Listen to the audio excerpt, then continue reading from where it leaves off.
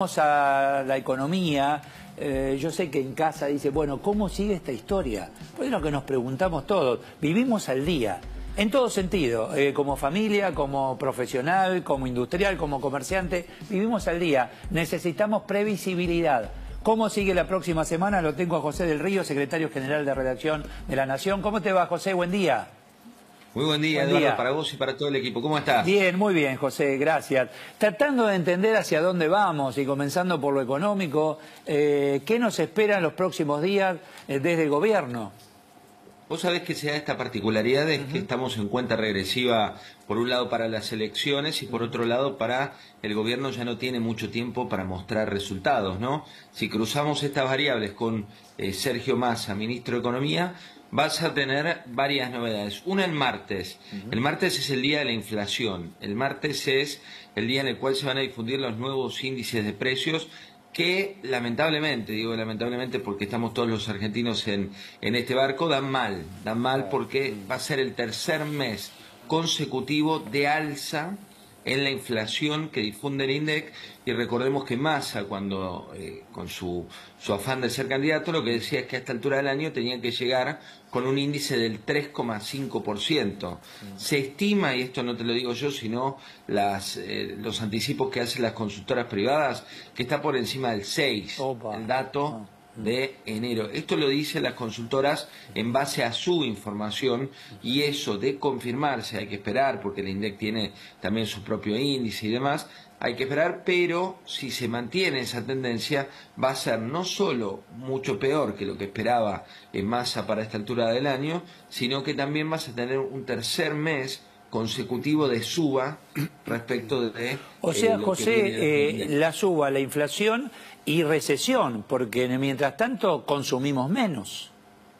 Exacto, ahí hay dos datos y hay que estar muy atentos, Eduardo, vos sos alguien que sigue con detenimiento los números y las tendencias, pero le digo también a la gente hay que estar muy atentos porque por estos días se disfrazan números, ¿no? Lo vimos en las últimas semanas al presidente de la Nación hablando de la Argentina como el país de mayor crecimiento, aún comparados con China, viste que dijo esa frase, muy poco feliz el presidente. Lo que pasa es que hay un poco de rebote estadístico, ¿no? La Argentina venía de ser uno de los países con peor desempeño en materia de pandemia porque frenaron todo con una caída del 9,9%, después se da una especie de rebote que ni siquiera así él ubica al país en términos de crecimiento, sino que lo ubica en el sexto puesto. Pero también, si vos le sacás la comparación contra pandemia, te da que estamos de mitad de la tabla para abajo en los datos del Banco Mundial.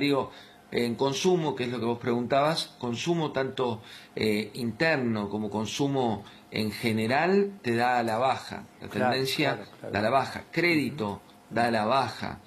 Industria da por segundo mes consecutivo a la baja. Construcción da a la baja, que es este peor escenario, que es una economía estancada con una inflación superior al 90%. O sea, podemos llegar a una estanflación, como plantean los economistas, ¿no? Suben los precios y dejo de consumir.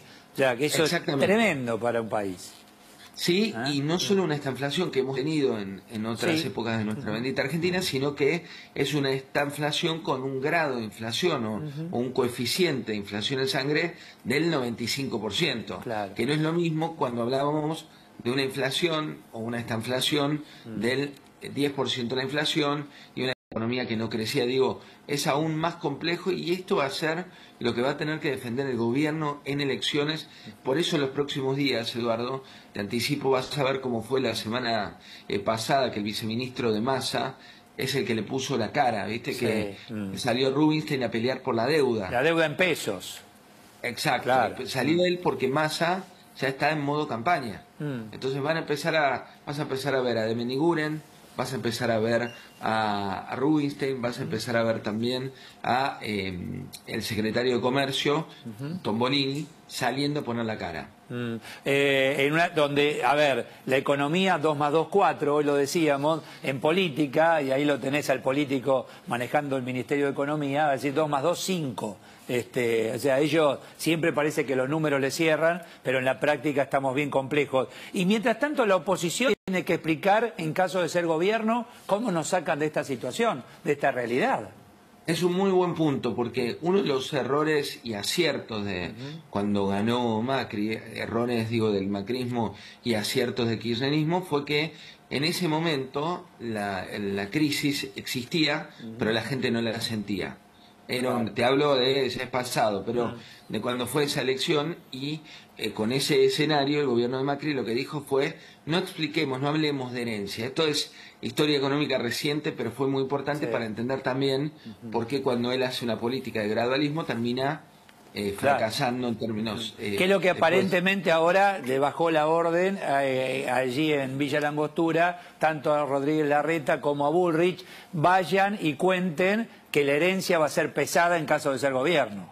Sí, y de eso van a hablar en los próximos días. Tanto Hernán Lacunza, que fue quien salió a hablar lo de la deuda y se peleó con Rubinstein, porque lo de la deuda hay que decírselo a la gente: la deuda en pesos, pero en definitiva la deuda en general de la Argentina, gestiona Alberto Fernández, estos datos de Jesús Rodríguez, es muy, pero muy superior a la deuda que dejó Macri, es muy superior a la deuda de Cristina y es muy superior a la deuda de Alfonsín. Digo, hay mucho relato, Eduardo, por estos días, y hay mucha realidad, que es la que vemos con 6 de cada 10 chicos pobres, 40% de la Argentina debajo de la línea de pobreza.